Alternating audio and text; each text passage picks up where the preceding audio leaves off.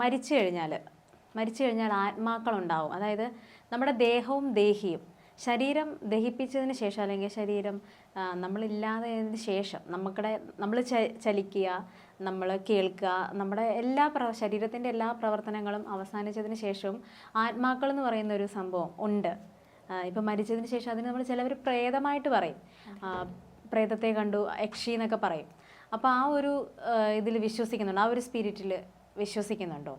എന്താ അതിന് ഇത് പൊതുവെ നമ്മൾ പറയുമ്പോൾ രണ്ട് പക്ഷമുണ്ട്. ഒന്ന് ഇല്ല എന്ന് വിശ്വസിക്കുന്ന ഒരു കൂട്ടം, മറ്റൊന്ന് ഉണ്ട് എന്ന് വിശ്വസിക്കുന്ന ഒരു കൂട്ടം. അപ്പോൾ എൻ്റെ ഒരു പേഴ്സണൽ ഒപ്പീനിയനിൽ എനിക്ക് ഉണ്ട് എന്ന് തന്നെയാണ് ഞാൻ വിശ്വസിക്കുന്നത്. കാരണം പല പല ഇൻസിഡൻസ് നമ്മൾ കേൾക്കുന്നത്, കാണുന്നത്, പിന്നെ അങ്ങനെ ഒരുപാട് ഇൻസിഡൻസ് ഉണ്ടായിട്ടുണ്ട്. അതുകൊണ്ടൊക്കെ ആവണം ഞാൻ വിശ്വസിക്കുന്നത്. അതുപോലെ തന്നെ ഇപ്പോൾ പുറത്തു വന്നിരിക്കുന്ന ഒരു കാര്യം എന്ന് വെച്ചാൽ സയൻറ്റിഫിക്കലി ഇത് പ്രൂവ് ചെയ്തിട്ടുണ്ട് എന്നതുമാണ്. അമേരിക്കയിലെ കുറച്ച് ഗവേഷകർ കൂടിയിട്ട് ഒരു ആളെ ഇങ്ങനെ പരിശോധിക്കാൻ നേരത്ത് ആളൊരു ഹൃദ്രോഗം വന്നിട്ട് പേഷ്യൻ്റ് ആയിരുന്നു. ആളുടെ ആ ഒരു അവസാന ഘട്ടം ആയപ്പോഴത്തേക്കും ECG ഒക്കെ വെച്ച് നോക്കിയപ്പോഴത്തേക്കും ഒരു ആത്മാവ് പോലെ എന്തോ ഒന്ന് ലാസ്റ്റ് പോകുന്ന പോലെ അവർക്ക് ഫീൽ ചെയ്തു തോന്നുന്നു. കാരണം അവരുടെ അതിൻ്റെ അകത്തെ ECGയിൽ ആ ഒരു വേരിയേഷൻസ് അവർക്ക് മനസ്സിലാക്കാൻ പറ്റിയെന്ന്. അപ്പം അത്രയും ഡീറ്റെയിൽ ആയിട്ട് അവർ തന്നെ പറഞ്ഞിട്ടുണ്ടെങ്കിൽ അത് നമുക്ക് സയൻറ്റിഫിക്കലി നമുക്ക് പ്രൂവൺ ആയിരിക്കുവാണ്. കാരണം മനുഷ്യൻ മരിച്ചു കഴിഞ്ഞാലും അവരുടെ ഉള്ളിൽ ഒരു എന്തൊക്കെയോ സംഭവം നടക്കുന്നുണ്ട്, അല്ലെങ്കിൽ ഇതുപോലെ ആത്മാവെന്ന് പറയുന്ന ഒരു കാര്യമുണ്ട് എന്ന് നമുക്ക് സയൻറ്റിഫിക്കലി പറഞ്ഞു തന്നേക്കാണ്. പക്ഷെ ഫസ്റ്റൊക്കെ നമ്മളിതിനെ വിശ്വസിച്ചിരുന്നത് ഇതൊക്കെ വെറുതെ ഒരു കെട്ടിച്ചമച്ചൊരു മിഥ്യാധാരണയാണ്, നമ്മളായിട്ട് സ്വന്തമായിട്ട് പറയുന്നതാണ്, അല്ലെങ്കിൽ നമുക്ക് തോന്നുന്നതാണ് എന്നൊക്കെ നമ്മുടെ അടുത്ത് വീട്ടുകാർ പറയാറുണ്ട്. നമ്മളിപ്പോൾ പല സിനിമകളിലായാലും നമ്മൾ കണ്ടിട്ടുള്ള കാര്യമാണ് പ്രേതത്തിനെ ഒരു കോമഡി ക്യാരക്ടറായിട്ടൊക്കെ കാണിക്കുന്ന രീതിയിലൊക്കെ. പക്ഷേ ഇത് ശരിക്കും ഉള്ളൊരു കാര്യമാണെന്നാണ് എനിക്ക് തോന്നിയിട്ടുള്ളത്. നമ്മൾ മരിച്ചു കഴിഞ്ഞാൽ ഇപ്പോൾ ഒരു ആശുപത്രി വെച്ച് മരിച്ചു, അല്ലെങ്കിൽ വീട്ടിൽ വെച്ച് നമ്മൾ മരിച്ചതിന് ശേഷം ഇപ്പോൾ എനിക്ക് തോന്നുന്നു നമുക്ക് അത്രയും വേണ്ടപ്പെട്ട ആൾക്കാർ നമ്മൾ മരിച്ചതിൻ്റെ ആ ഒരു വിഷമം അവർ കരയാറുണ്ട്. അതെ. അപ്പം നമ്മൾ മരിച്ചു കിടക്കും, നമുക്കൊന്നും അറിയത്തില്ല എന്നുള്ള രീതിക്കാണ് ഞാൻ അങ്ങനെയാണ് ചിന്തിക്കുന്നത്. അപ്പം സൂര്യ പറയുന്നത് വെച്ച് നോക്കാൻ നേരത്ത് മരിച്ചതിന് ശേഷവും നമ്മുടെ ചുറ്റും നടക്കുന്ന കുറേ കാര്യങ്ങൾ നമുക്ക് അറിയാൻ പറ്റും എന്നാണോ? അതെ, അതും ഇതുപോലെ സയൻറ്റിഫിക്കലി പറഞ്ഞിട്ടുണ്ട്. നമ്മൾ മരിച്ചു കഴിഞ്ഞാലും ഒരു എത്രയോ മിനിറ്റ് ഓളം നമ്മുടെ കണ്ണുകൾക്ക് കാണാൻ കഴിയുമെന്ന രീതിയിൽ, കണ്ണടഞ്ഞു കിടന്നാലും നമ്മുടെ ചുറ്റുപാടും ഉള്ള കാര്യങ്ങൾ നമുക്ക് അറിയാൻ പറ്റുമെന്ന രീതിയിൽ, ആരൊക്കെയാണ് എന്തൊക്കെയാണ്, അതായത് നമ്മുടെ ഉള്ളിൽ ആത്മാവുണ്ടല്ലോ അത് വെച്ചിട്ട് അറിയാൻ പറ്റുമെന്നാണ് ഞാൻ കേട്ടിട്ടുള്ളത്. അപ്പോൾ നമ്മളൊക്കെ കരയുന്ന വെറുതെ ആവത്തില്ല, അത് ആൾ കാണുന്നുണ്ടാവാം അല്ലെങ്കിൽ കേൾക്കുന്നുണ്ടാവാം. അപ്പോൾ നമ്മൾ ഇതൊക്കെ സയൻറ്റിഫിക്കലി അല്ലാതെ നമ്മുടേതായിട്ടുള്ള രീതിയിലൊക്കെ നമ്മൾ പരീക്ഷിക്കാറുണ്ട്. അതിപ്പോൾ ഓജോ ബോർഡ് എന്ന് പറയുന്നൊരു സാധനം വെച്ചിട്ട് നമ്മൾ പരീക്ഷിക്കാറുണ്ട്. അതിലും ഒരുപാട് കേസുകൾ ശരിയാണ് എന്ന് തെളിയിക്കുന്ന ഒരുപാട് കേസുകൾ നമുക്ക് വന്നിട്ടുണ്ട്. എൻ്റെ ഒരു പേഴ്സണലായിട്ടുള്ള ഒരു കാര്യം വെച്ചിട്ട് തന്നെയാണ് ഞാൻ പറയുന്നത്. ഞങ്ങളിതുപോലെ പരീക്ഷിക്കാൻ നോക്കിയിട്ട് എനിക്ക് പേഴ്സണലി അത് ഫീൽ ചെയ്തിട്ടുണ്ട്. നമ്മൾ പല സിനിമകൾ എടുക്കുകയാണെങ്കിലും, മലയാള സിനിമകളല്ലാതെ ഒരു ഇംഗ്ലീഷ് സിനിമകളൊക്കെ എടുക്കുകയാണെങ്കിൽ അത് ശരിക്കും നടന്ന റിയൽ ഇൻസിഡൻസ് ആണെന്ന് ആ സിനിമയിൽ എന്നെ പറയാറുണ്ട്. അപ്പോൾ ഇതൊന്നും വെറുതെ അല്ല എന്നാണ് ഞാൻ വിശ്വസിക്കുന്നത്. ആദ്യം ഇതുപോലെ എന്തെങ്കിലും ഓജോ ബോർഡോ അങ്ങനെ എന്തെങ്കിലുമൊക്കെ വെച്ചിട്ട് സ്കൂളിലൊക്കെ പഠിച്ച സമയത്ത് ഇങ്ങനെ ക്ലാസ്സിലെല്ലാവരും കൂടെ, അതായത് ഒരു സിനിമ അപരിചിതൻ എന്ന് പറഞ്ഞൊരു സിനിമ, അതെ, ചെറുപ്പത്തിൽ എൻ്റെ ഒരു അതിനുശേഷം രോമാഞ്ചമൊക്കെ ഇറങ്ങിയത്.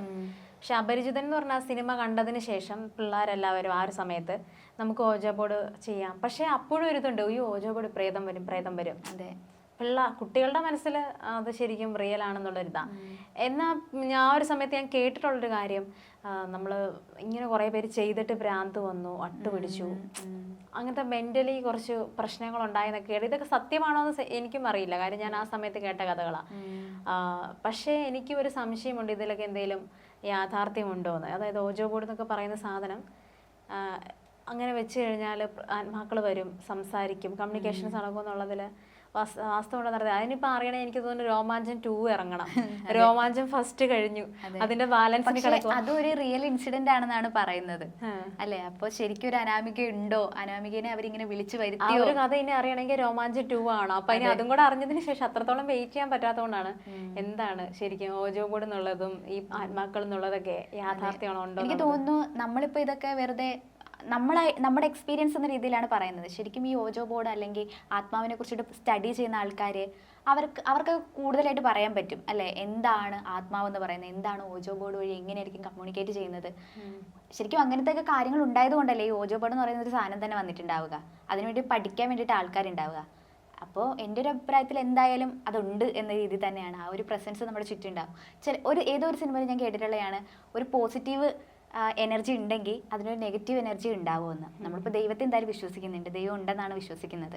അപ്പോൾ എന്തായാലും അതിനൊരു നെഗറ്റീവ് എനർജി എന്ന രീതിയിലും ഇവിടെ തന്നെ എന്തെങ്കിലും ഉണ്ടാവണമല്ലോ.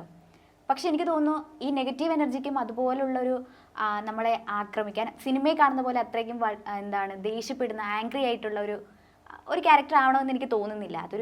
അതൊരു ചെറിയൊരു നമ്മുടെ ഒരു എല്ലാം ശോഷിച്ചാൽ, അതായത് എനർജി എല്ലാം പോയി കഴിഞ്ഞാൽ ഒരു സാധനമാണ്. പക്ഷെ അവിടെയും ഞാൻ കേട്ടിട്ടുണ്ട് വേറൊരു കഥ. എന്താണ്? അതായത് മരിച്ചു കഴിഞ്ഞാൽ നമുക്ക് നമ്മുടെ കുടുംബത്തെ കാണാൻ പറ്റില്ല. കുടുംബവുമായിട്ട് ഇപ്പം നമ്മളിപ്പോൾ മരിച്ച് സ്വർഗത്തിൽ പോകുന്നു, നരകത്തിൽ പോകുന്നു എന്നൊക്കെ പറയും. ഓരോരുത്തരുടെ പ്രവർത്തികൾ വെച്ച് അങ്ങനെയൊക്കെ പറയുന്നു.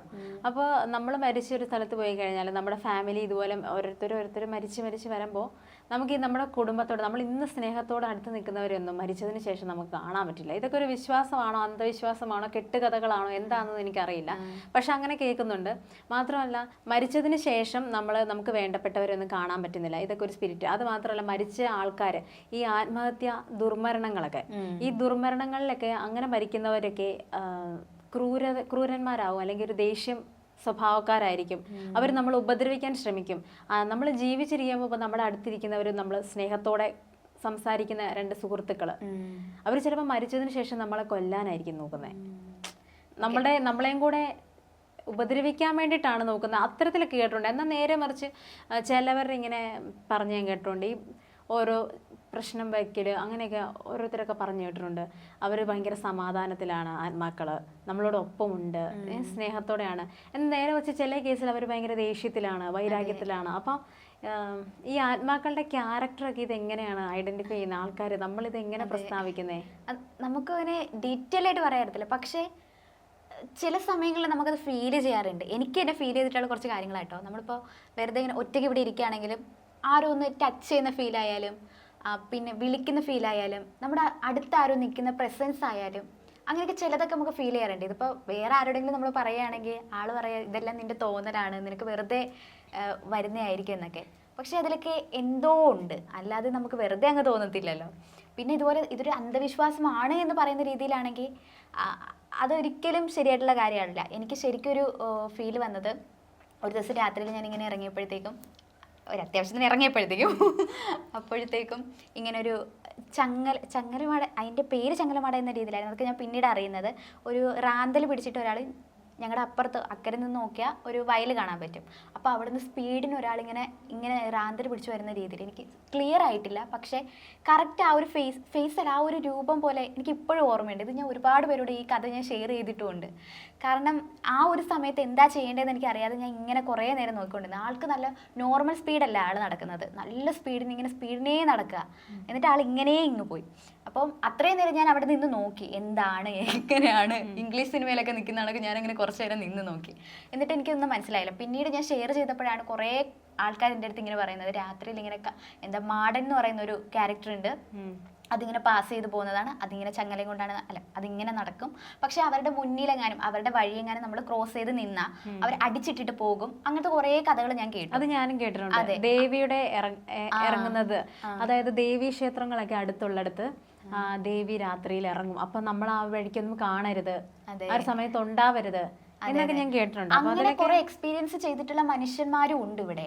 അപ്പൊ അത് ഒരു അന്ധവിശ്വാസമാണ്. യാത്രകൾ ചെയ്യത്തില്ലേ, യാത്ര ചെയ്യാൻ നേരത്ത് ഇപ്പൊ നമുക്ക് ലിഫ്റ്റ് ചോദിക്കാൻ വേണ്ടി ഒരാൾ വന്നിട്ട് കൈ നീട്ടുന്നു, കേറുന്നു. വണ്ടിയുടെ ബൈക്കിലാണെങ്കിൽ ബൈക്കില്, കാറിലാണെങ്കിൽ കാറിൽ നമ്മൾ സാധാരണ രാത്രിയല്ലേ ലിഫ്റ്റ് കൊടുത്തേക്കാം എന്നുള്ള രീതിക്ക് ചിന്തിച്ച് കയറ്റും. പക്ഷെ കുറച്ചു നേരം നമ്മളോട് സംസാരിച്ചുകൊണ്ടിരിക്കുന്ന ആളെ പിന്നെ പെട്ടെന്ന് കാണാതെ വരുന്നു, അപ്രത്യക്ഷമാവുന്നു. അതൊക്കെ അങ്ങനെയൊക്കെ ചിന്തിക്കാൻ നേരത്ത് നമുക്ക് ഉണ്ടെന്നും തോന്നും. എന്നാൽ ചില കാര്യങ്ങൾ ആലോചിക്കുമ്പോൾ ഇതൊക്കെ എങ്ങനെ നമ്മൾ പ്രവചിക്കുന്നു? ചിലപ്പോൾ നമ്മളിപ്പോൾ ഒരാളുടെ സൗണ്ട് നമ്മളെ ചെവിയിൽ കേൾക്കുന്നു, ഒരാൾ വിളിച്ച പോലെ കേട്ടെന്ന് വെക്കണമെങ്കിൽ ആ വിളിച്ച ആള് കൂടുതലും എനിക്ക് തോന്നുന്നു ഒരു 80% നമുക്ക് അത്രയും പരിചയമുള്ള ഒരാളുടെ സൗണ്ട് ആയിരിക്കും നമ്മൾ കേൾക്കുന്നത്. അപ്പോൾ അത് നമുക്ക് വേറൊരു രീതിക്ക് ചിന്തിക്കുവാണെങ്കിൽ നമ്മൾ എപ്പോഴും കേട്ടോണ്ടിരിക്കുന്നതുകൊണ്ടായിരിക്കും നമ്മൾ അങ്ങനെ ചിന്തിക്കുന്നതെന്ന്. പക്ഷെ അതൊരു റിയൽ ആയിട്ട് നമ്മൾ എക്സ്പീരിയൻസ് ചെയ്യുമ്പോൾ മാത്രമേ അത് മനസ്സിലാവത്തുള്ളൂ അത് ശരിക്കും ഉണ്ടായെന്ന്. അല്ലാത്തവർ, ഇത് എക്സ്പീരിയൻസ് ചെയ്യാത്തവർ പറയാ അത് നിനക്ക് തോന്നിയതായിരിക്കും, നീ എപ്പോഴും ആ സൗണ്ട് കേൾക്കുന്നതുകൊണ്ട് നിനക്ക് അങ്ങനെ തന്നെ തോന്നിയതായിരിക്കും, അല്ലെങ്കിൽ നിനക്ക് ആ പ്രസൻസ് അങ്ങനെ തോന്നിയതായിരിക്കും, അങ്ങനെ അങ്ങ് പറയുന്നതായിരിക്കും. പക്ഷെ നമ്മൾ റിയൽ ആയിട്ട് എക്സ്പീരിയൻസ് ചെയ്തുകൊണ്ടാണ് ഞാൻ പറയുന്നത്. ഇപ്പം എനിക്ക് ആ ഒരു സ്റ്റോറി പറഞ്ഞപ്പോൾ തന്നെ എനിക്ക് രോമാഞ്ചം വന്നു. കാരണം അത്രയും മാത്രം ആ ഒരു ഇത് കണക്ഷൻ വന്നു. എനിക്കറിയില്ല എന്താ സംഭവം എന്ന്. കാരണം നമ്മളത് എക്സ്പീരിയൻസ് ചെയ്യുമ്പോൾ നമുക്ക് വേറൊരു ഫീലാണ്. ഇത് എക്സ്പീരിയൻസ് ചെയ്യാത്തിടത്തോളം കാലം ഇതൊരു മിഥ്യ അല്ലെങ്കിൽ അന്ധവിശ്വാസം എന്ന രീതിയിൽ തന്നെയായിരിക്കും പോവുക. ഇത് ഇത്രമാത്രം സത്യം ഉണ്ടെന്ന് എനിക്ക് അറിയത്തില്ല, പക്ഷെ ശരിക്കും ഫീൽ ചെയ്തിട്ടുള്ള കാര്യമാണ്. ഇപ്പോഴും രോമാഞ്ചം വന്ന് സൂര്യക്ക്. അപ്പൊ നമുക്ക് ഇതിന്റെ ശരിക്കും ഉണ്ടോ എന്നുള്ളത് നമുക്ക് ഈ രോമാഞ്ചം 2 ഒക്കെ ഇറങ്ങുമ്പോൾ അറിയാൻ പറ്റുമായിരിക്കും. തീർച്ചയായും. കാര്യം അതിനകത്ത് കഥ പറയുന്നുണ്ട് എന്തായിരിക്കും ഈ ഓജോ ബോർഡ് എന്നുള്ള ഒരു സംഭവം വെച്ചാൽ അനാമികനെ വിളിച്ചു വരുത്തുന്നത് മാത്രമല്ലേ പറഞ്ഞിട്ടുള്ളൂ. അതിന്റെ ബാലൻസ് നമുക്ക് ഇതേപോലുള്ള ബാക്കി കഥകളും ഒക്കെ ഇറങ്ങി കണ്ട് അതെ നമുക്കൊന്ന് നോക്കാം. കാരണം ശാസ്ത്രജ്ഞർ വരെയും പറയുന്നു ആത്മാക്കൾ ഉണ്ടെന്നാണ്. അപ്പൊ എന്തായാലും ഉണ്ടോ ഇല്ലയോ എന്ന് നമുക്ക് നോക്കാം.